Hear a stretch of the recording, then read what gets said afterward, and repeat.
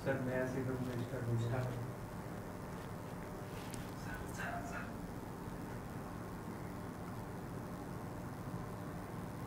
हो गई।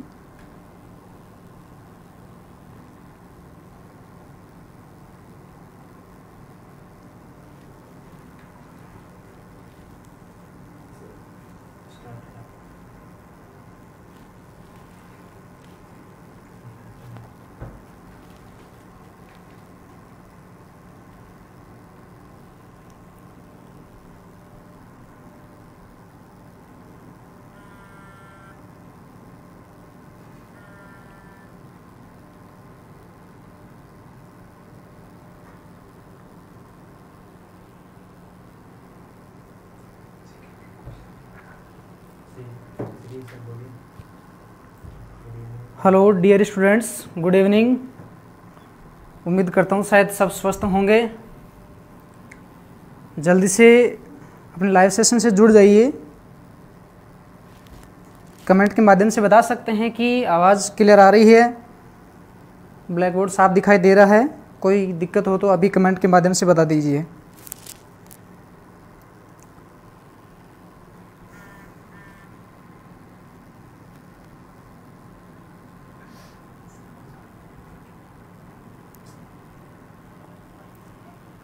ठीक है, तो दोस्तों आज शुरू करते हैं। आज का जो टॉपिक है कृषि पर्यवेक्षक भर्ती 2021 के बारे में। बहुत सारे विद्यार्थियों के माइंड में कई सारे क्वेश्चंस थे कि सर तैयारी कैसे करें, भर्ती कब तक कंप्लीट होगी, एग्ज़ाम वगैरह कब होगी,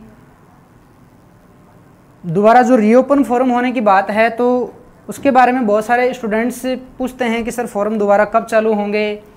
इसी के साथ में जो अभी हाल ही में सूचना आ रही थी कि पदों की संख्या में बढ़ोतरी की गई है, तो उसके बारे में भी हम आज विस्तार से चर्चा करेंगे कि किस प्रकार से इस भर्ती परीक्षा की प्रोसेस चल रही है और इसकी तैयारी कैसे करेंगे, और सुपरवाइज़र बनने के बाद में आपके सामने क्या क्या कार्य होते हैं, आप किस प्रकार से किसान भाइयों की सेवा करते हैं।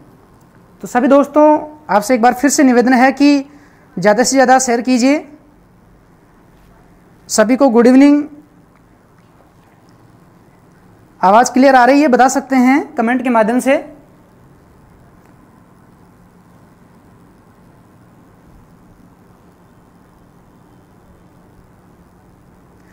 तो चलिए दोस्तों शुरुआत करते हैं हमने आज पूछा भी है कई स्टूडेंट्स को पोल के माध्यम से कि आप सुपरवाइज़र बनना चाहते हैं या हाँ या नहीं। काफ़ी सारे विद्यार्थियों ने कहा कि बनना चाहते हैं। अच्छा लगा सुन के, जब बहुत सारे विद्यार्थियों का स्वप्न है कि कृषि पर्यवेक्षक भर्ती 2021 में उनका सिलेक्शन हो। उम्मीद करता हूँ सब ने बहुत ही अच्छी तैयारी करी होगी। आज हम उसी के क्रम में थोड़ा सा और विस्तार से जानकारी लेते हैं। देखो अभी जो भर्ती परीक्षा की विज्ञप्ति आई है 882 पदों पर, इसके लिए फॉर्म भर भी चुके हैं और अब सुनने में आ रहा है कि फॉर्म रीओपन होंगे। जो ईडब्ल्यूएस के आरक्षण के माध्यम से कुछ उनको विशेष छूट प्रदान की गई है, उसके द्वारा दोबारा फॉर्म चालू होंगे और पदों की संख्या में भी लगभग 1372 पदों की संख्या में बढ़ोतरी सुनने को आ रही है। इस प्रकार 882 और 1372 टोटल 2254 पद होते हैं। अभी इसके लिए ऑफिशियली नोटिफिकेशन नहीं आया है।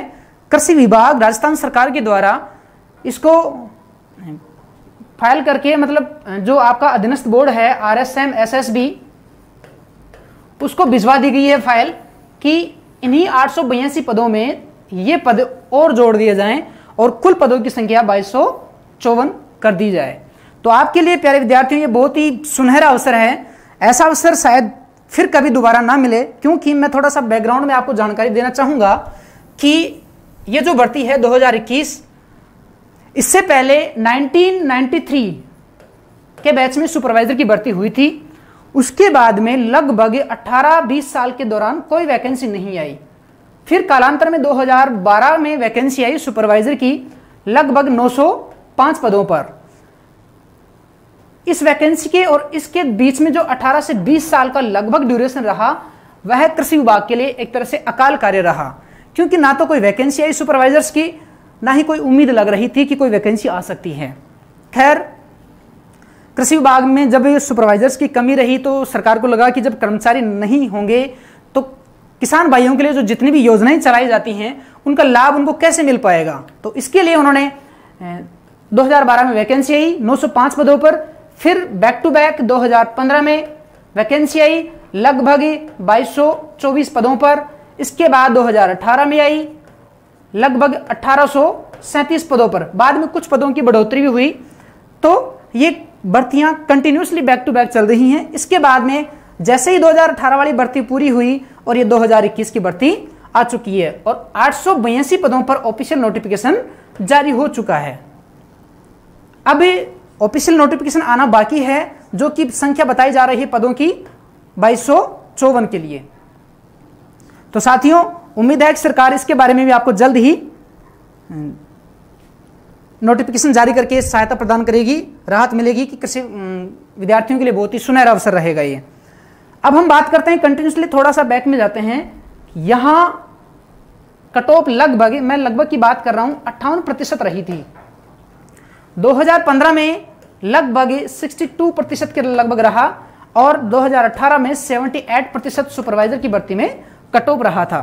मैं सामान्य वर्ग की बात कर रहा हूं, कुछ ओबीसी एससी एसटी कैटेगरी में ऊपर नीचे हो सकता है। तो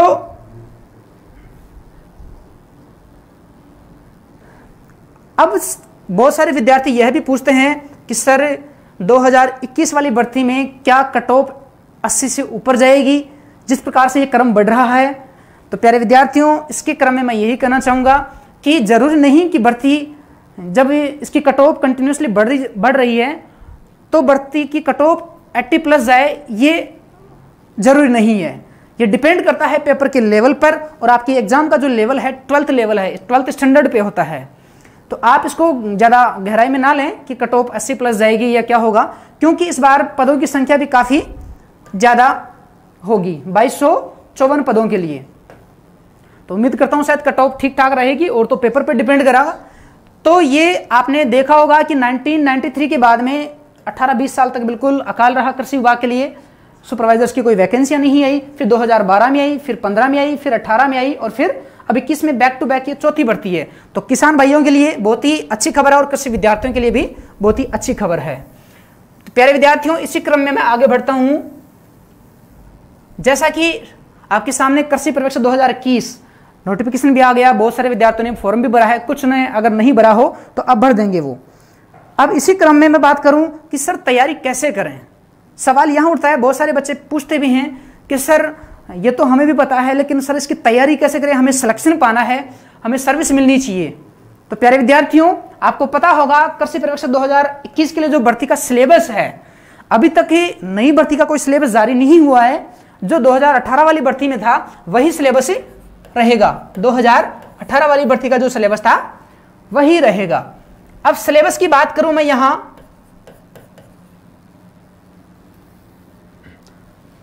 सिलेबस के अंदर हम देखते हैं कि 3 ही पार्ट होते हैं, एक एग्रीकल्चर का, दूसरा जीके का और फिर होता है हिंदी का। जहां तक मेरी जानकारी है, राजस्थान में लगभग सभी वैकेंसियों में, भर्ती परीक्षाओं में सबसे जो कम सिलेबस है वह कृषि पर्यवेक्षक का है।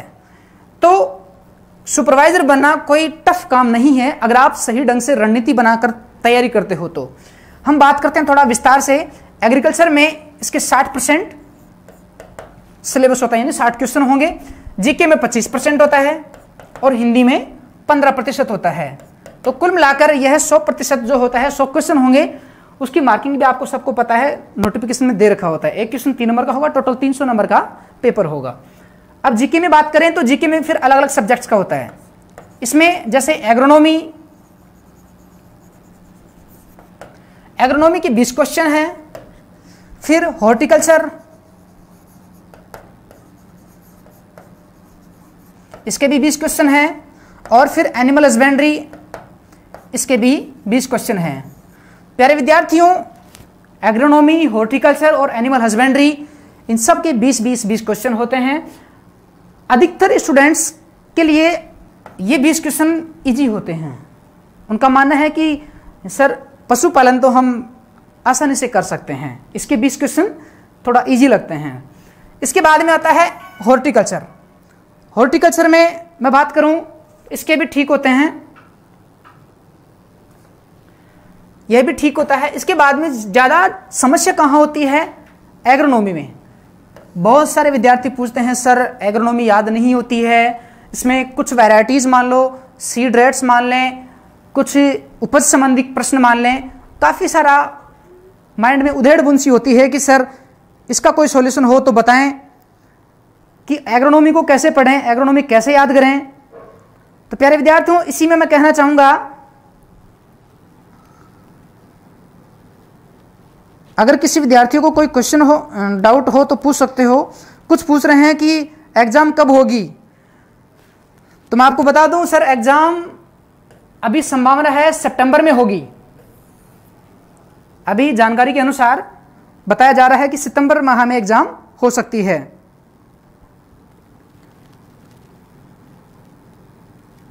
अभी सितंबर माह के 3 महीने हैं, आप 3 महीने में अच्छी तैयारी करके आप कर सकते हो। तो मैं बात कर रहा था एग्रोनॉमी की। एग्रोनॉमी में कोई खास टिपिकल समस्या नहीं है। बहुत सारे बच्चों की माइंड में एक मिथ्या सी बैठ गई कि सर एग्रोनॉमी टफ है, याद नहीं होती। तो प्यारे विद्यार्थियों, मैं आज आपको एग्रोनॉमी याद करने का कुछ तरीका बताता हूं। एग्रोनॉमी को याद करने के लिए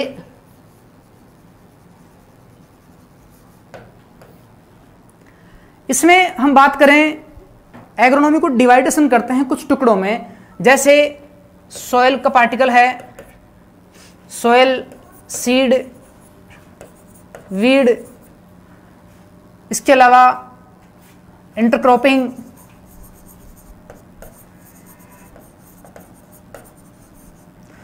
इंटरक्रॉपिंग के अलावा आपका न्यूट्रिएंट्स, फर्टिलाइजर और मैन्यूर यानी खाद।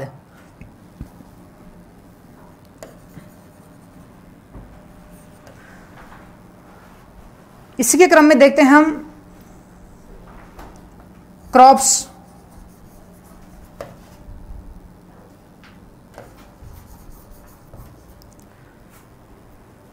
प्यारे विद्यार्थियों, जो आपका ये सॉइल का टॉपिक है बहुत ही महत्वपूर्ण है।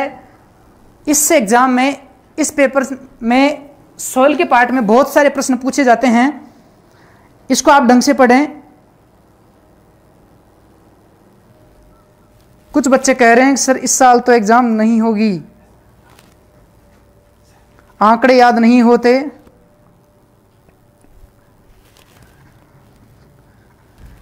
अगस्त में एग्जाम होगी या सितंबर में लिखा हुआ है, ऐसा साइट पे लिखा हुआ है। कुछ बच्चे पूछ रहे हैं सर आपका नाम क्या है। प्यारे विद्यार्थियों, मैं अपना परिचय देता हूं। नाम धर्मपाल यादव और वर्तमान में कृषि विभाग में राजस्थान सरकार में सेवाएं दे रहा हूं। आज आपके लिए स्पेशली टॉपिक जो सर की डिमांड थी कि सर बहुत सारे बच्चे ऐसे पूछते हैं कि सर याद नहीं होता है, तैयारी कैसे करें, कुछ इजी तरीका बताओ पढ़ने का ताकि हम भी सिलेक्शन ले सकें। तो इसी क्रम में मैं विस्तार से चर्चा कर। सर सिलेबस कब आएगा? देखो बेटा, कुछ बच्चे पूछ रहे हैं सिलेबस कब आएगा। तो सिलेबस तो 2018 वाली भर्ती में था। आपकी जो अधीनस्थ बोर्ड की वेबसाइट है उस पर भी दे रखा है, तो आप उसी सिलेबस के अनुसार अध्ययन करें। और संभावना यही है कि शायद सिलेबस वही रहेगा, चेंजिंग होने की संभावना कम है।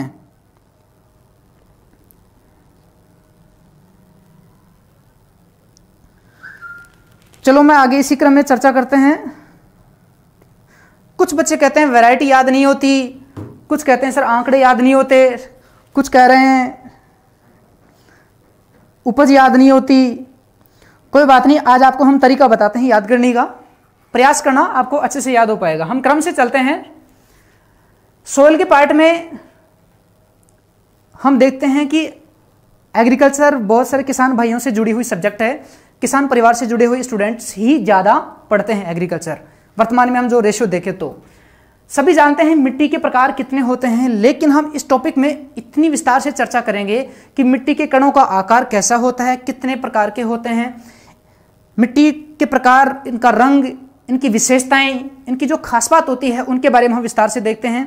आपको क्या पता होता है कि जब हम जिस क्षेत्र में निवास करते हैं वहाँ की मिट्टी कैसी है, वहाँ से हम थोड़ा और दूर चलते हैं तो वहाँ की मिट्टी कैसी होती है। कई जगह पथरीली मिट्टी होती है, कई जगह रेतीली होती है, जैसे पश्चिमी राजस्थान में रेतीली होती है, दक्षिणी राजस्थान में कैसी होती है, पूर्वी राजस्थान में कैसी होती है, मध्य राजस्थान में कैसी होती है। आप जब जिज्ञासु नहीं होंगे अंदर से कि मेरे को जानना है कि हम मिट्टी से पनपे हैं और मिट्टी कैसी होती है, इसी के बारे में हमें पता नहीं होता है, तो आप इसको जब तक कि गहराई से महसूस नहीं करोगे तब तक नहीं समझ पाएंगे आप। तो प्यारे विद्यार्थियों, प्रयास करना कि आप सॉइल के टॉपिक को इजी समझें, उसमें थोड़ा अपना इंटरेस्ट लगाएं, ध्यान लगाएं कि वास्तव में मिट्टी क्या है। ये इतना कठिन टॉपिक नहीं है जितना आप समझते हैं, बहुत इजी है। तो इसके बारे में आपको डिटेल से पढ़ने को मिलता है कि मिट्टी के प्रकार कितने होते हैं, मिट्टी की विशेषताएं क्या क्या होती हैं, कौन से क्षेत्र की मिट्टी कैसी होती है और किस किस मिट्टी में किस किस प्रकार की फसलें उगाई जाती हैं। तो ये सब भी हमें देखने को मिलता है। इसी के बाद जैसे सीड का टॉपिक होता है, बीज के बारे में जानकारी मिलती है, बीज का प्रकार कितना होता है, बीज के ऊपर कैसा टैग लगा होता है। क्या आपने देखा होगा जैसे अभी वर्तमान में खरीफ सीजन की बुआई चल रहा है और खरीफ की सीजन की बुआई में आपके घर वाले, जो आप जैसे खेती करते हैं तो आपके घर पर भी बीज वगैरह लाते होंगे, तो उस बीज के ऊपर, उस बीज के जो बैग होता है, कट्टा होता है, थैली होती है, जो भी होता है, उसके ऊपर टैग कैसा लगा होता है, किस कलर का होता है, उस पर क्या क्या लिखा होता है। कभी आपने गौर किया इन सब बातों पर? अगर नहीं किया हो तो प्यारे विद्यार्थियों, आज के बाद में गौर करना कि आपने जो घर पर बीज लाया उसके ऊपर टैग के ऊपर क्या क्या लिखा होता है, उसकी मैन्युफैक्चरिंग डेट कब होती है, उसका एक्सपायरी डेट कब होता है, उसके बैच नंबर, लोट नंबर, वो सब कब होते हैं। इतना ही नहीं, इसके अलावा उस पर लिखा होता है बीज की वैरायटी कौन सी है। इन सब बातों के बारे में हमें डिटेल्स पता होती है। उसके ऊपर टैग भी होता है, लेकिन आप कभी ध्यान नहीं देते हो। तो ध्यान दिया करो, जब कभी आप घर पे कोई बीज लाते हो तो उसके बारे में डिटेल से पढ़ें, आपको बहुत सारी जानकारी मिलेगी। तो बीज का प्रकार कितना होता है, कितने प्रकार के बीज होते हैं, बीज उत्पादन का कार्यक्रम कैसे कैसे लिया जाता है, बहुत सारी बातें इसमें होती हैं। तो इन सब के बारे में हम डिटेल से इसमें पढ़ते हैं सीड के टॉपिक में। फिर आता है वीड। अब वीड की बात करें तो खरपतवार, जहां भी आप रहते हैं, जिस रास्ते से गुजरते हैं, सड़क हो चाहे पगडंडी हो चाहे कोई कच्चा रास्ता हो, तो आप उस तरफ देखते होंगे दोनों तरफ बहुत सारे खरपतवार होते हैं। लेकिन क्या कभी आपकी नजर उन खरपतवारों पर पड़ी है? कभी गौर करना, बहुत सारी बार हम देखते हैं कि जैसे हम किसी सड़क से गुजर रहे होते हैं तो सड़क के दोनों तरफ जो कांग्रेस घास होती है, पार्थेनियम, वह दिखने को मिलती है। इसके अलावा जरायन, जो लेंटाना कैमरा होता है, वो भी सब देखने को मिलता है। आप जब अपने खेत में जाते हो तो पगडंडी के ऊपर भी बहुत सारे खरपतवार आपको देखने को मिलते हैं। क्या कभी आपने उनकी पहचान की है कि ये खरपतवार कौन से हैं, इसका नाम क्या है, इसकी बाह्य आकारिकी कैसी है? नहीं की होगी शायद। अगर की है तो बहुत अच्छी बात है, अगर नहीं की तो प्रयास करना कि आपको बहुत सारी जानकारी, आपका इंटरेस्ट होगा कि खरपतवार वास्तव में क्या है, आपको जानकारी ये देखने को मिलेगी। फिर होता है खरपतवार की विशेषताएं। बेसिकली सब जानते हो खरपतवार लाभ की बजाय हानि ज्यादा पहुंचाते हैं, तो इसका क्या किया जाए, इसकी क्या क्या विशेषता होते हैं, इसके गुण क्या होते हैं, इनकी बाह्य आकारिकी कैसी कैसी होती है, फिर इनका प्रकार, इनका डिवाइडेशन के कितने प्रकार के होते हैं, फिर खरपतवारों को वर्गीकरण किया जाता है, फिर इनका कंट्रोल किया जाता है, बायोलॉजिकल कंट्रोल और केमिकल कंट्रोल। क्यों ना हम इसको जल्द से उखाड़ फेंकें या इतनी ज्यादा मात्रा में हो गए कि कुछ और रसायनों के माध्यम से प्रयोग किया जाए। तो इन सब बातों का हम इस वीड के चैप्टर में देखते हैं। खरपतवारों के लिए फिर इसका नियंत्रण, बहुत सारे खरपतवारों का वानस्पतिक नाम, इन सब की जानकारी हमें इस टॉपिक के माध्यम से मिलती है। फिर बात करते हैं इंटरक्रॉपिंग। फसल, जो मिश्रित फसल होती है, मिश्रित खेती होती है, उसके बारे में हम जानकारी लेते हैं। जब आजकल देखते हो जैसे खरीफ की सीजन है, तो खरीफ की सीजन में बहुत सारे किसान भाई बाजरा, ग्वार या मूंग, इन सबको मिक्स करके बोते हैं। तो उसकी क्या क्या, तो उसके बारे में क्या क्या डिटेल्स होती हैं, कैसे कैसे बोया जाता है, कौन कौन सी फसलों को मिक्स करके बो सकते हैं, उसके क्या क्या रूल्स होते हैं, वो सब चीजें हम इस टॉपिक के बारे में पढ़ते हैं। फिर होता है न्यूट्रिएंट्स, फर्टिलाइजर, मैन्यूर, खाद। बहुत सारी खाद होती है, हरी खाद होती है, खली की खाद होती है, इन सब होती है। फर्टिलाइजर में जो भी आपके रसायन या फैक्ट्रियों के माध्यम से, कारखानों में जो बनते हैं, जिनको हम सप्लीमेंट के माध्यम से मतलब फसलों में देते हैं, उन सब की जानकारी इस टॉपिक में मिलती है। कौन कौन से खाद में, कौन कौन सी उर्वरक में, कौन कौन सा पोषक तत्व कितनी कितनी मात्रा में पाया जाता है। बेसिकली सब जानते हैं डीएपी यूरिया आमतौर पर हर किसान भाई काम में लेता है, डीएपी और यूरिया, डीएपी एंड यूरिया। अब यूरिया में 46% नाइट्रोजन होता है और इसमें 18 और 46 होता है। ये तो सबको पता होना चाहिए क्योंकि आमतौर पर किसान को काम में लेता रहता है।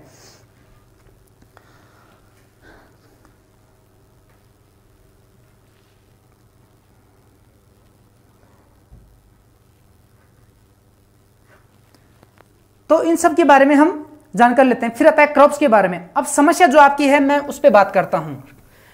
बहुत सारे बच्चे कहते हैं सर वैरायटी याद नहीं होती, यील्ड याद नहीं होती, इसके अलावा सीड रेट याद नहीं होती है। तो बेटा आज के बाद में एक चार्ट तैयार करना सीड रेट का, जितने भी फल, सब्जियां, फसलें, इन सब का एक चार्ट तैयार करना। उस चार्ट के माध्यम से कॉलम बनाना कि इधर होता है क्रम संख्या और इसमें फसल,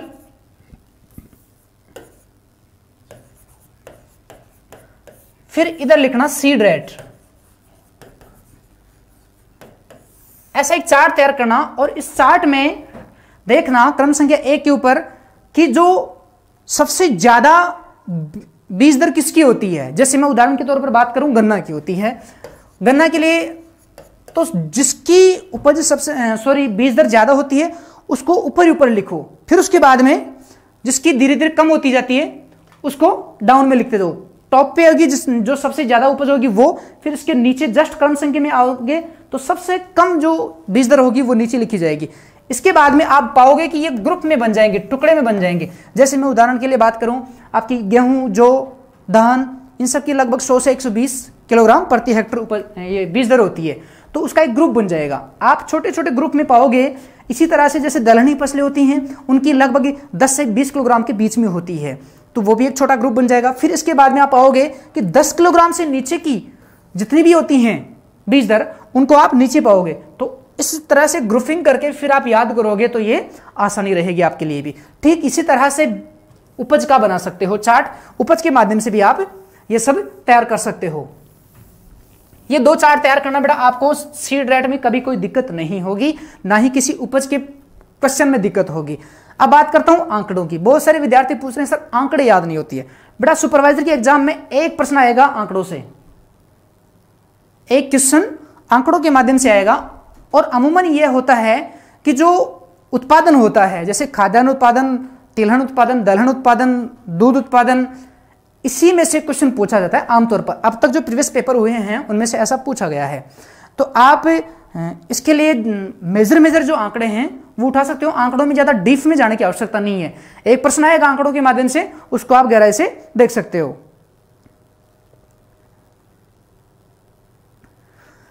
कुछ बच्चे कहते हैं कि सर 12th पास कर ली लेकिन जेट का एग्जाम नहीं दिया, और क्या सुपरवाइजर का दे सकते हैं। तो बेटा सुपरवाइजर के लिए अभी जो नोटिफिकेशन आया है 1 जनवरी 2022 को आपकी उम्र 18 साल की हो जानी चाहिए।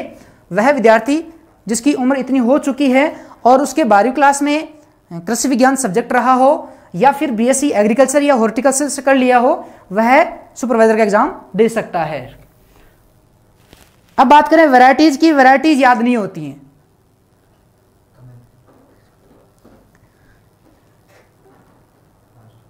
कुछ बच्चे कट ऑफ पूछ रहे हैं। कट ऑफ के बारे में मैंने पहले बता दिया है। जीके के बारे में भी थोड़ा सा विस्तार से चर्चा करेंगे जल्द ही।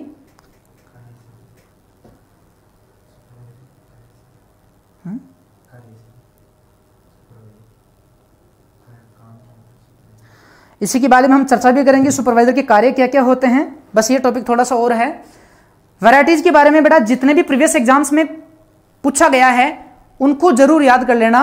उसके अलावा बहुत कम पूछा जाता है। जो मेजर वैरायटीज होती हैं उनको पढ़ लेना, और ज़्यादा कुछ खास नहीं है इसमें। वैरायटी के बारे में आपको ज़्यादा डीप में जाने की आवश्यकता नहीं है। कुछ बच्चे बहुत सारी वैरायटी याद कर लेते हैं, नहीं उनको नहीं पूछते हैं।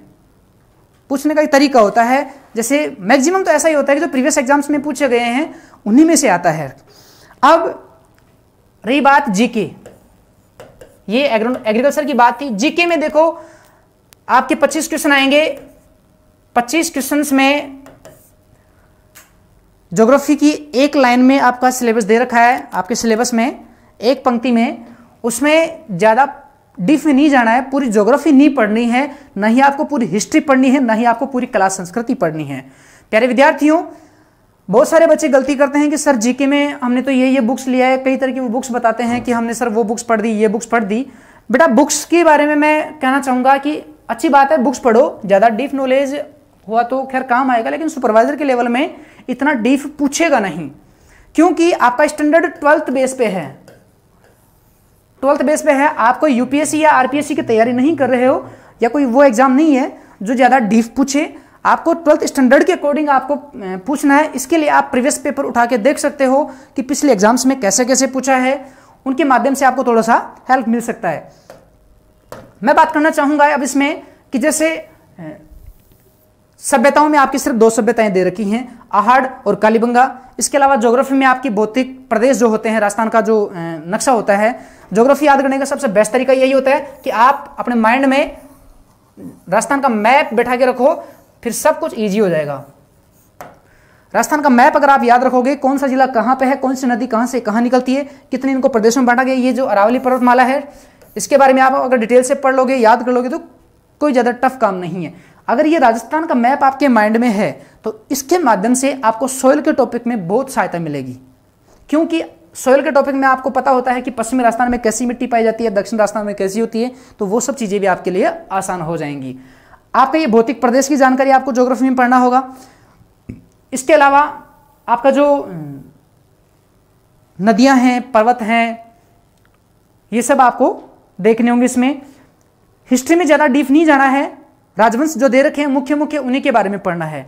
कला संस्कृति में आप थोड़ा सा जा सकते हो। कला संस्कृति में कई बार बहुत ही मतलब डीप में क्वेश्चन पूछ लेते हैं, तो उनके बारे में थोड़ा सा आप डीप से पढ़ लेना। कमेंट के माध्यम से मैं, कुछ बच्चे कमेंट कर रहे हैं सर एग्जाम कब तक होंगे। एग्जाम बेटा सितंबर में पूरी संभावना है। –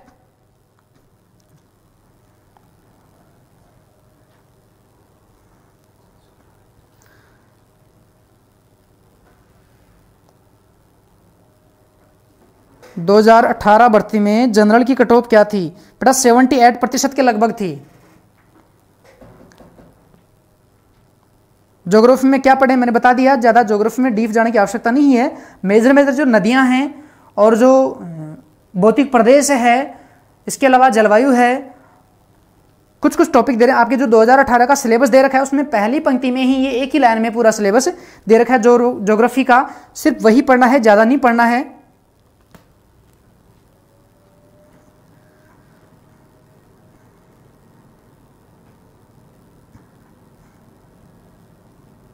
सर सिलेबस कब आएगा बेटा? सिलेबस अभी तक नहीं आया है और उम्मीद है कि जो 2018 की भर्ती का सिलेबस था वही रहेगा, तो आप उसी सिलेबस को गहराई से पढ़ें, संभवतः वही होगा। तो हम बात करते हैं जीके में। जीके में ज़्यादा डीप जाने की आवश्यकता नहीं है, कला संस्कृति टॉपिक के माध्यम से आप पढ़ सकते हो। और इसके अलावा रही बात हिंदी तो मैं समझूं कि अगर आरपीएससी एसआई की भर्ती की देखें हिंदी का सिलेबस, तो उसके सामने तो ये कुछ भी नहीं है। मात्र लगभग 15-16 टॉपिक दे रखे हैं। इससे हिंदी में 15 जो क्वेश्चन आएंगे, 15 क्वेश्चंस में से जो मेजर टॉपिक हैं जिनको समझने की आवश्यकता है वो है संधि और समास। बाकी तो सब पढ़ने की बातें हैं, जैसे लोकोक्ति, मुहावरे, उपसर्ग, प्रत्यय, पर्यायवाची, विलोम शब्द, ये सब पढ़ने की चीजें हैं। संधि और समास में मैं समझता हूं कि आपको समझने की आवश्यकता है, तो इसके लिए आप बार बार प्रैक्टिस कर सकते हो। बार बार प्रैक्टिस करने से ये चीज बहुत ही आसान हो जाएगी। ये आपका सिलेबस से संबंधित टॉपिक था। अब जब उम्मीद करता हूं कि शायद सभी लोग अच्छे से मेहनत कर रहे हैं।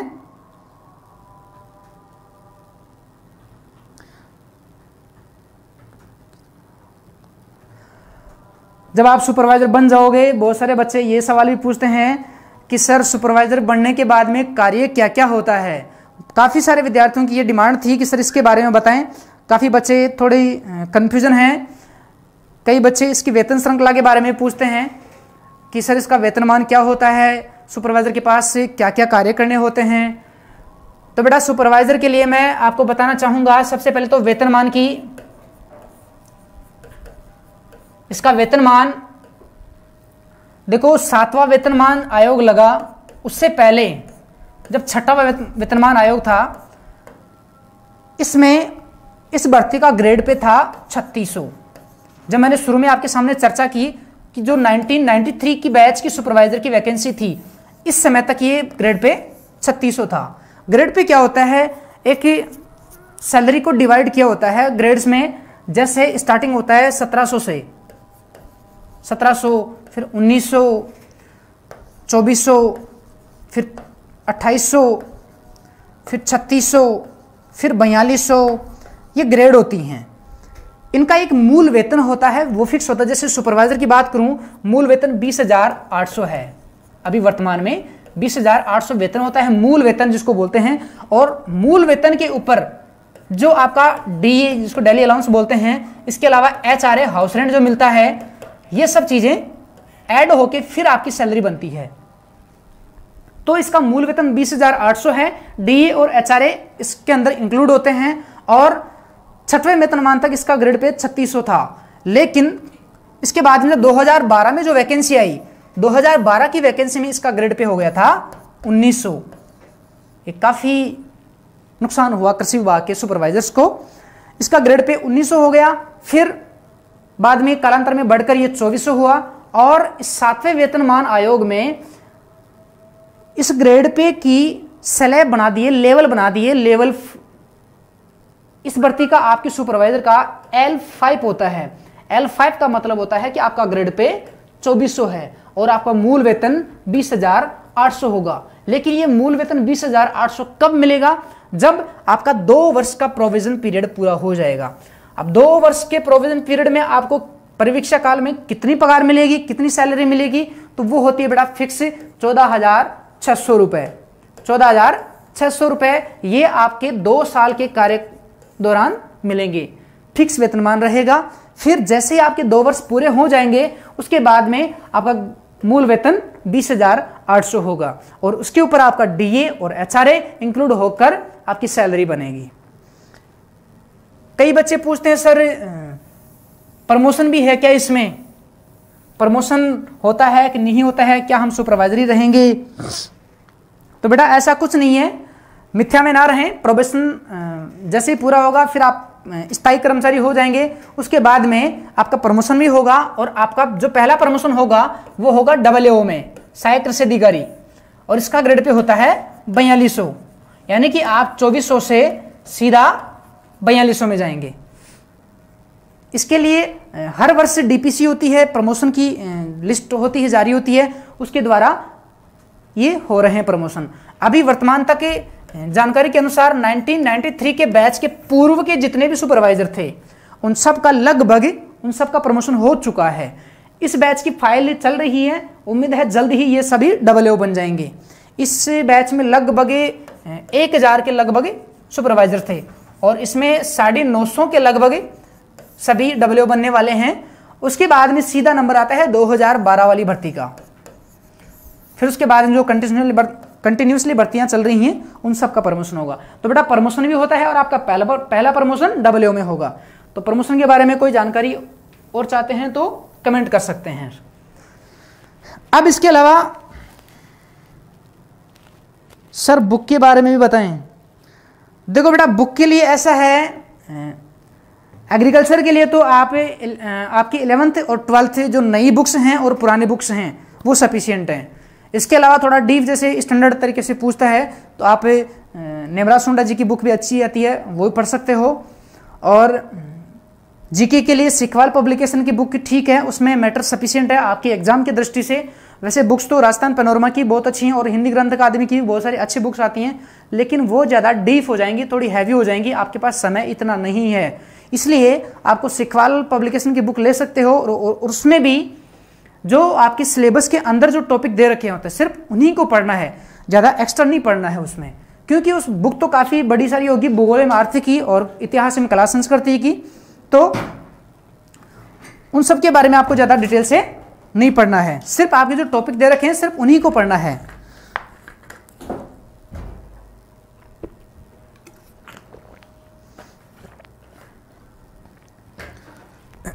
और रही बात हिंदी के लिए, तो हिंदी के लिए आपकी वैसे राघव प्रकाश की बुक काफ़ी फेमस है, लेकिन उसमें काफ़ी मैटर दिया हुआ होता है।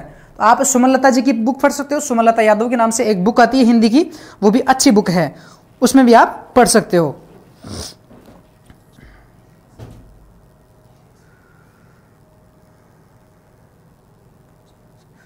सर ये वैकेंसी हर साल आती है क्या?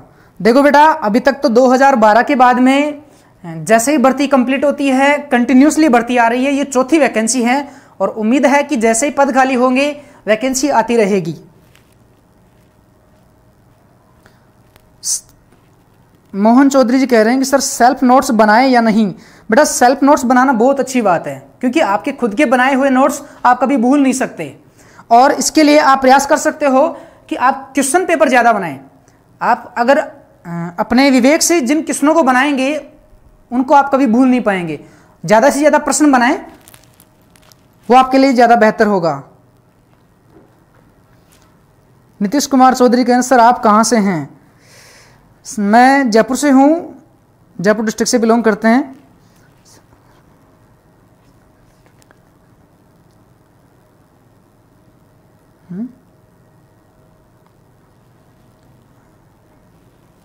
सर अगर आगरा से भी स्टडी करते हो तो निकाल सकते हैं क्या सुपरवाइज़र? बेटा कोई दिक्कत नहीं है, आप इंडिया के किसी भी कोने में रहो, अगर राजस्थान की वैकेंसी का आपने फॉर्म भरा है और आप अगर उसमें पार्टिसिपेट करते हो तो आप कहीं भी रहकर तैयारी कर सकते हो। आजकल ऑनलाइन के माध्यम से बहुत सारे यूट्यूब चैनल के माध्यम से, ऐप के माध्यम से ऑनलाइन लर्निंग चल रही है, तो उसमें भी आप पार्टिसिपेट हो सकते हैं। बुक्स के बारे में मैंने बताया कि जीके के लिए आपकी 11th-12th की बुक्स ले सकते हो, नेमराज सुंडा जी की जो बुक है वो भी ले सकते हो। और एक जानकारी और देना चाहूँगा मैं कि जल्द ही मैं अपनी बुक तैयार कर रहा हूँ, तो उम्मीद है शायद जल्दी ही मार्केट में पब्लिश होगी वो, तो आप उस बुक का भी सहारा ले सकते हैं अगर आपको अच्छी लगे।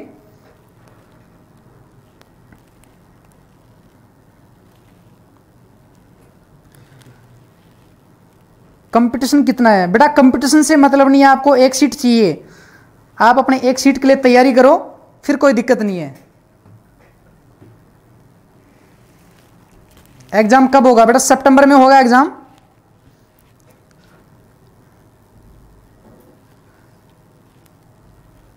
कार्यशैली के बारे में तो बेटा हम चर्चा करते हैं आगे। जो कुछ बच्चे पूछ रहे सर कार्य क्या क्या होता है सुपरवाइजर्स के, वो बताएं।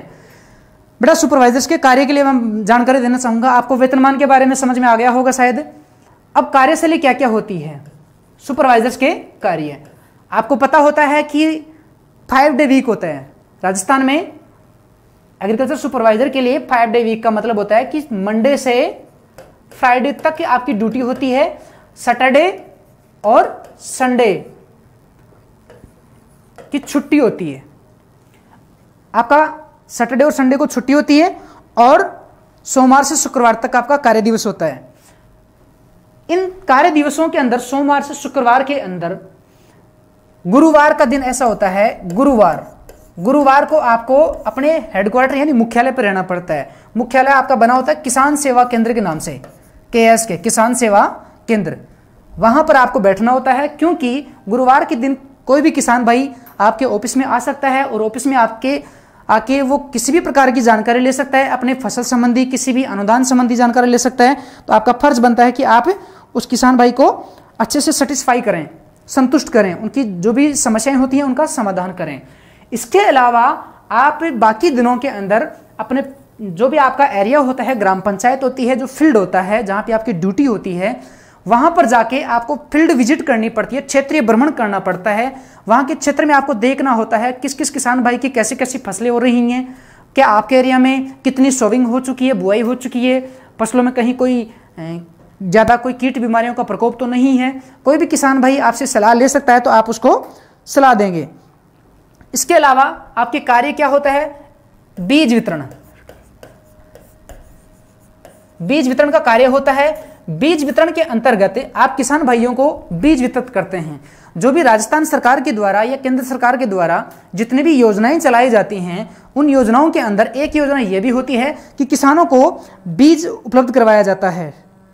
और इसके लिए कुछ बीज ऐसे होते हैं योजनाओं में जो निःशुल्क होते हैं और कुछ के लिए शुल्क लिया जाता है। तो जैसे इसमें होता है एक तो मिनी किट यानी कि छोटे पैकिंग में बीज वितरण किया जाता है। एक होता है फसल प्रदर्शन के तहत एक लगभग 50 या 100 हेक्टेयर तक के एरिया में फसल प्रदर्शन के तहत फसलों को उगाया जाता है। इसके द्वारा बीज दिया जाता है किसान भाइयों को, और बीज के साथ साथ में बहुत सारी दवाइयां भी दी जाती हैं जो उस फसल में काम आती हैं। इसके ऊपर सब्सिडी होती है, कुछ में सब्सिडी होती है 90%, कुछ में होती है 50% और कुछ में 100% अनुदान भी होता है। अनुदान का मतलब सब्सिडी। तो बीज वितरण के तहत मिनी किट दिए जाते हैं। जैसे अभी वर्तमान में खरीफ की सीजन चल रही है तो ग्वार के मिनी किट होते हैं, मूंग के मिनी किट होते हैं, बाजरा के मिनी किट होते हैं। तो उन मिनी किट्स को वितरण किया जाता है किसानों को। फसल प्रदर्शन लगाए जाते हैं, फसल प्रदर्शन में बीज दिया जाता है और बीज के साथ में कुछ दवाइयां भी होती हैं ताकि किसान अपनी उन फसलों को उगाकर अच्छे से उत्पादन प्राप्त कर सके। इसके अलावा बहुत सारे अनुदान दिए जाते हैं, सब्सिडी दी जाती हैं। सब्सिडी के अंतर्गत हम बात करें कि कृषि यंत्र एक किसान अपने ट्रैक्टर के द्वारा अपने खेत को जोतता है, उसके लिए यंत्रों की आवश्यकता होती है, तो उन यंत्रों के ऊपर सब्सिडी ले सकता है। यंत्र कैसा भी हो, बहुत सारे प्रकार के यंत्र होते हैं, तो उन कृषि यंत्रों पर सब्सिडी मिलती है। इसके अलावा ड्रिप इरिगेशन, जो बूंद बूंद सिंचाई पद्धति है, उसके ऊपर सब्सिडी मिलती है। फव्वारा, इसके ऊपर सब्सिडी मिलती है। कृषि यंत्र में एक आता है पौध संरक्षण यंत्र, यानी कि जो आप फसलों में टॉप ड्रेसिंग के लिए या किसी भी कीटनाशक का स्प्रे करने के लिए जो आप यंत्र काम में लेते हो, स्प्रे मशीन जो होती हैं, उनके ऊपर भी सब्सिडी मिलती है। इसके अलावा ड्रिप फव्वारा, मिनी फव्वारा, जिसको मिनी स्प्रिंकलर भी बोलते हैं, और इसके अलावा सोलर प्लांट के ऊपर सब्सिडी मिलती है। इसके अलावा पॉली हाउस, जिसको हम ग्रीन हाउस भी बोलते हैं, पॉली हाउस, इसके ऊपर भी सब्सिडी मिलती है। फार्म पॉन्ड जिसको खेत तलाई बोलते हैं, फार्म पॉन्ड या खेत तलाई का मतलब होता है गहरा सा गड्ढा खुदवा के उसमें प्लास्टिक की शीट बिछाकर उसमें पानी, बरसात का पानी इकट्ठा किया जाता है। इसके अलावा जलहौज, इसके बारे में भी सब्सिडी दी जाती है।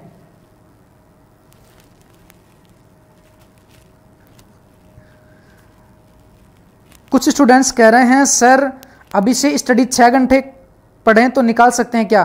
बेटा श्योर, कोई दिक्कत नहीं है। अगर आप 6 घंटे मन लगा के स्टडी करते हो तो कोई मुश्किल काम नहीं है सुपरवाइजर के एग्जाम पास करना। हिंदी इंग्लिश दोनों में होता है पेपर। बेटा 6 घंटे बहुत होते हैं। 6 घंटे की अगर आप सीरियसली स्टडी करते हो तो आराम से आप सुपरवाइजर बन सकते हो, कोई बड़ी बात नहीं है।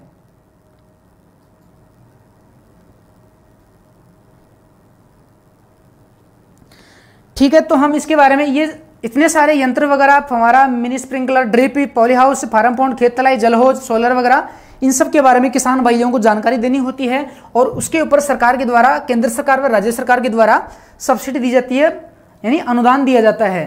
तो इसके ऊपर जो अनुदान की प्रक्रिया होती है वो कृषि पर्यवेक्षक के माध्यम से ही संपन्न होती है। इसी के अलावा कृषि वानिकी से संबंधित जो पेड़ पौधे लगाए जाते हैं उनके बारे में जानकारी दी जाती है, उनके ऊपर किसान भाइयों को सब्सिडी दी जाती है, अनुदान मिलता है ताकि वो ज़्यादा से ज़्यादा पौधरोपण करें, वृक्षारोपण करें, पर्यावरण को बचाएं। इसके साथ में ही एक कार्यक्रम होता है फसल बीमा के अंतर्गत क्रॉप कटिंग का। जो आपके आंकड़े तैयार होते हैं, आप देखते हो बहुत सारे आंकड़े पढ़ते हो कि इस साल इस फसल का इतना उत्पादन हुआ, खाद्यान्न का इतना उत्पादन हुआ। बेटा वो उत्पादन के आंकड़े सुपरवाइजर की मार्फत ही जाते हैं। प्रत्येक ग्राम पंचायत से जो आप क्रॉप कटिंग करते हो, एक्सपेरिमेंट फसल कटाई प्रयोग करते हैं, उसी के द्वारा प्रत्येक ग्राम पंचायत से डाटा लिए जाते हैं और फिर आपके सामने ये बड़े संख्या में डाटा उपलब्ध होते हैं। जो आप पढ़ते हो कि खाद्यान्न उत्पादन कितना हुआ, तिलहन उत्पादन कितना हुआ, दलहन उत्पादन कितना हुआ, उन सब की जानकारी इस योजना के तहत आप ही के द्वारा की जाती है।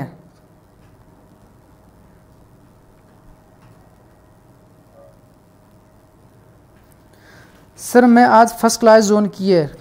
कोई बात नहीं बेटा, अभी भी टाइम है, लगभग 3 महीने हैं, और अगर आप 6 महीने कंटिन्यू स्टडी करते हो तो आराम से आपको कोई दिक्कत नहीं है, सिलेक्शन हो सकता है। सर एमएससी और पीएचडी वाला जल्दी प्रमोट नहीं होते क्या? बेटा एमएससी और पीएचडी के लिए मैं आपको जानकारी देना चाहूँगा, जिन स्टूडेंट्स ने केवल 12th पास किया है और वो सुपरवाइजर बने हैं, उनको एक प्रमोशन मिलता है डबलओ में। और जिनकी हायर एजुकेशन होती है, जैसे बीएससी किया हुआ होता है एग्रीकल्चर से या हॉर्टिकल्चर से, या फिर एमएससी किया होता है, पीएचडी किया होता है, तो उनके लिए आगे प्रमोशन के चांसेस ज़्यादा होते हैं उनकी शैक्षणिक योग्यता के आधार पर।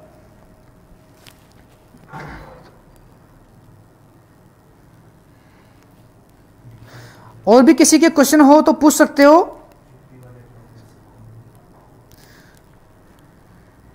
पर्यटन स्थलों के बारे में बताओ प्लीज। बेटा पर्यटन स्थलों के बारे में तो ऐसा है कि मैं तो ये कहूँगा, मेरा अनुभव तो ये है कि आपको जब भी मौका मिले तो थोड़ा सा घूमने निकला करो, क्योंकि प्रैक्टिकली नॉलेज ज़्यादा हमेशा याद रहता है।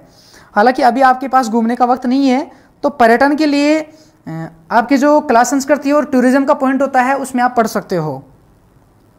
सर एसटी कट ऑफ क्या थी? बेटा एसटी की कट ऑफ ज़्यादा नहीं जाती है, आप अगर मेहनत करो तो आराम से बन सकते हो।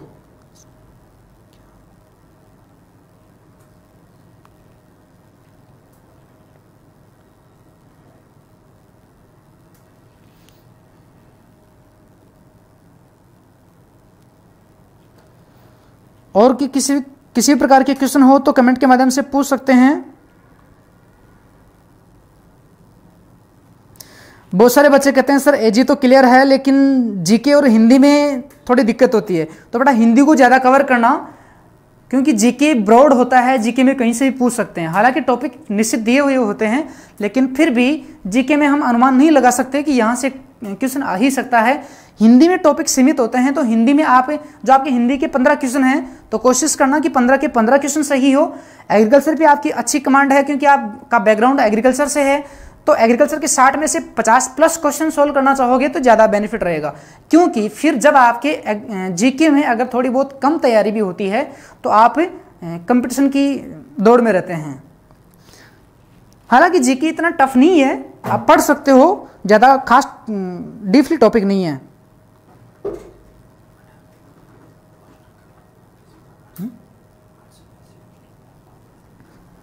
आपको फिर से बता रहा हूं कि पोस्टें अभी 882 पर वैकेंसी आई हुई है, विज्ञप्ति जारी हो चुकी है, लेकिन अभी जो सुनने में आ रहा है 1350 के लगभग जो पोस्टें बढ़ी हैं उनका भी जल्द ही नोटिफिकेशन आ जाएगा और टोटल 2254 पद होंगे। 2254 इसकी प्रक्रिया चल रही है। कृषि विभाग के मार्फत अधीनस्थ बोर्ड को फाइल भिजवा दी गई है और जल्द ही इसकी भी सूचना जारी हो जाएगी। मोहन जी कह रहे हैं कि सर बिना कोचिंग किए हुए सिलेक्शन हो सकता है क्या? बेटा हो सकता है। अगर आपको ऐसा महसूस होता है कि मुझे कोचिंग की आवश्यकता नहीं है, सारे टॉपिक आप कवर कर सकते हो, अच्छे से समझ है आपकी, तो आप कर सकते हो। बुक्स में भी अच्छा मटेरियल दिया हुआ होता है।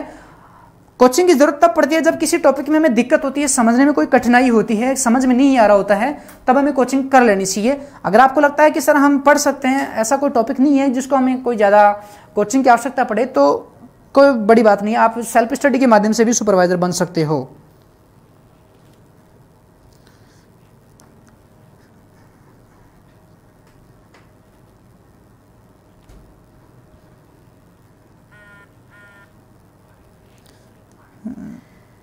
एमपी वाला फॉर्म अप्लाई कर सकता है या नहीं सर? बेटा ये तो नोटिफिकेशन में देखना, वैसे तो कर सकते हो जहाँ तक मेरे को जानकारी है। अप्लाई कर सकते हो। फिर भी एक बार आप ऑफिशियल नोटिफिकेशन और पढ़ लेना। सर एक्समैन की कट ऑफ कितनी थी? बेटा एक्समैन की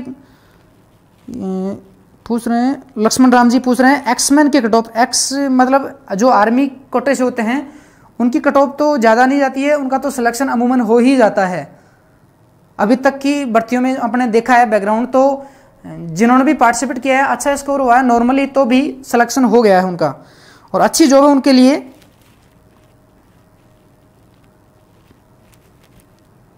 सर आप कहाँ से हो? हम जयपुर से हैं भैया।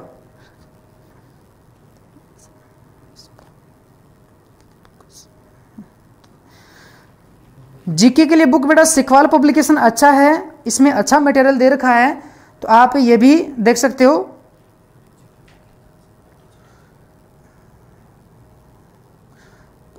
कुछ कह रहे हैं कि सर सुपरवाइजर बनने के बाद कॉलेज कर सकते हैं क्या? बेटा कॉलेज कर सकते हो, कोई दिक्कत नहीं है। इसके लिए आपको विभाग की तरफ से छुट्टियां मिलती हैं। जैसे आपका मान लो कि आप अभी वर्तमान में कॉलेज में हैं, सेकेंड ईयर, फर्स्ट ईयर या थर्ड ईयर, जो भी आपका सेशन चल रहा है, और आप अगर सुपरवाइजर बन गए तो उसमें प्रावधान देखो, पहले तो ऐसा है कि लगभग साल भर तो इस भर्ती को पूरा होने में लगता है।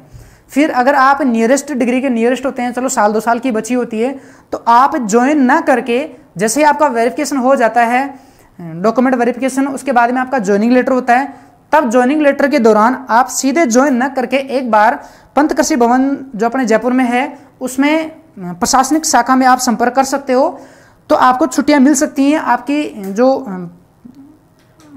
ज्वाइन करने की डेट होती है वो उसमें आपको छूट दी जा सकती है। आप कर सकते हो, सुपरवाइजर बनने के बाद में कॉलेज कंप्लीट कर सकते हो, कोई दिक्कत नहीं है। इसके लिए आपको छुट्टियां मिलती हैं।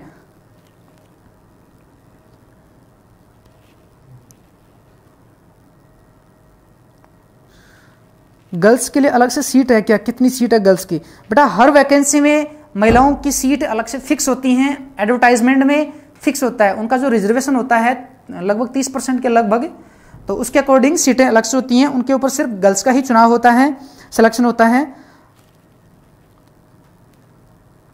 अदर स्टेट वाले फॉर्म अप्लाई कर सकते हैं, कोई दिक्कत नहीं है।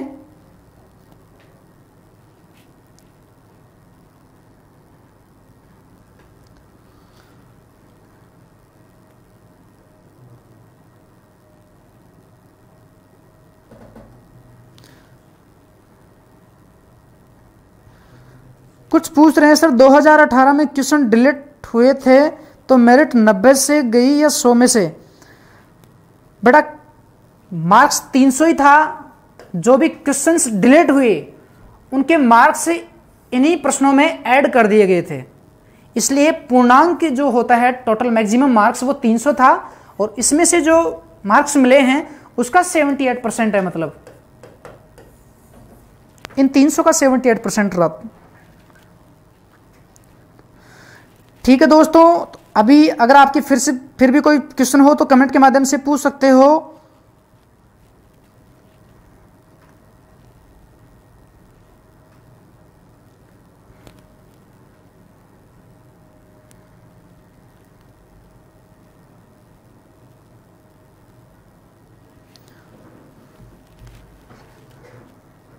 यूपी एग्रीकल्चर कोर्स है तो प्लीज बताएं सर। यूपी एग्रीकल्चर में कुछ समझा नहीं भैया, थोड़ा सा डिटेल से लिख सकते हैं तो। यूपी वाले फॉर्म डाल सकते हैं कि हाँ यूपी स्टेट के स्टूडेंट्स अगर हैं तो वो भी फॉर्म अप्लाई कर सकते हैं, कोई दिक्कत नहीं है।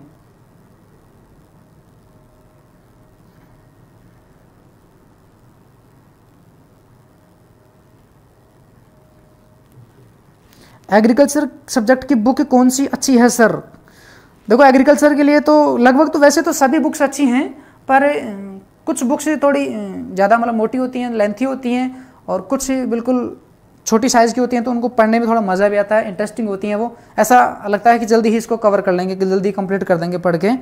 आप बुक ले सकते हो एग्रीकल्चर के लिए। निमरा सोंडा जी की बुक अच्छी है, और भी काफ़ी सारी बुक वैसे सभी अच्छी हैं, ऐसा नहीं है कि वो, पर वो बुक साइज़ में थोड़ी छोटी है तो अच्छा लगेगा आपको शायद पढ़ने में भी। और बुक्स के लिए मैंने पहले भी कहा कि शायद जल्द ही मेरी भी बुक्स मार्केट में होएगी, तो आप उसको भी एक बार देख सकते हो, उसके बारे में जल्दी आपको बता दिया जाएगा। तो ठीक है दोस्तों, आज के लिए इतना ही काफ़ी। आप सब लोगों ने इतना समय निकाल कर हमसे जुड़े। उम्मीद करता हूँ सब लोग अच्छे से तैयारी करेंगे और आप कोशिश करना एक अच्छी स्ट्रैटेजी के माध्यम से तैयारी कर सकें। अगर फिर भी कहीं कोई दिक्कत हो तो कमेंट के माध्यम से पूछ सकते हो। वैसे चैनल के ऊपर समय समय पर सूचनाएं देते रहते हैं और नेक्स्ट टाइम फिर कभी जब मौका मिला तो अगली बार एक अच्छा सा टॉपिक के बारे में आपको गहराई से स्टडी करवाएंगे। तब तक के लिए और भी किसी के अगर क्वेश्चन हो तो आप पूछ सकते हो। एग्जाम डेट के लिए बेटा सितंबर माह में अभी डेट फिक्स नहीं हुआ है, अभी कोई आधिकारिक घोषणा नहीं हुई है, लेकिन संभावना बताई जा रही है कि सितंबर माह में एग्जाम लग सकता है। ठीक है दोस्तों, सभी को प्लीज मी पोस्टिंग कितने दिन बाद होती है? बेटा पोस्टिंग तो जल्दी हो जाएगी, ऐसा कुछ नहीं है। जैसा ही एग्जाम होगी विदिन 6 मंथ हो जाती है। रिजल्ट आउट होने के बाद में वेरिफिकेशन होता है, वेरिफिकेशन बाद में जल्द ही पोस्टिंग मिल जाएगी। पोस्टिंग की चिंता ना करें, आप तो तैयारी करें बढ़िया और अच्छा पेपर करके आएँ, पोस्टिंग मिलेगी, अवश्य मिलेगी आपको। सर मैं वेटरनरी कर रहा हूँ, सुपरवाइजर तैयारी करनी चाहिए? बेटा बिल्कुल करनी चाहिए, क्यों नहीं करनी चाहिए। अगर आपके सामने कोई अपॉर्चुनिटी है, अवसर मिल रहा है आपको सरकारी जॉब का, तो आपको प्रयास करना चाहिए। प्रयास करने से आपका ऐसा नहीं है कोई नुकसान होगा, नुकसान कुछ नहीं होगा। आप मेहनत करो, आप अवश्य लग सकते हो, क्योंकि आपका वेटरनरी कर रहे हो तो जो पशुपालन के 20 क्वेश्चन हैं वो आपकी उम्मीद करता हूँ शायद बहुत ही बेहतरीन तरीके से आप उनको हल कर पाएंगे।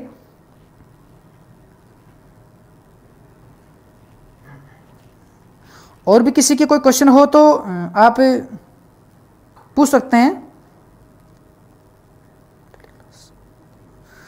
बेटा मैं डेली क्लास नहीं करवाता हूँ। नीतीश जी पूछ रहे हैं कि आप डेली क्लास करवाते हो क्या? मैं डेली क्लास नहीं लेता हूँ, कभी कभी ले लेता हूँ।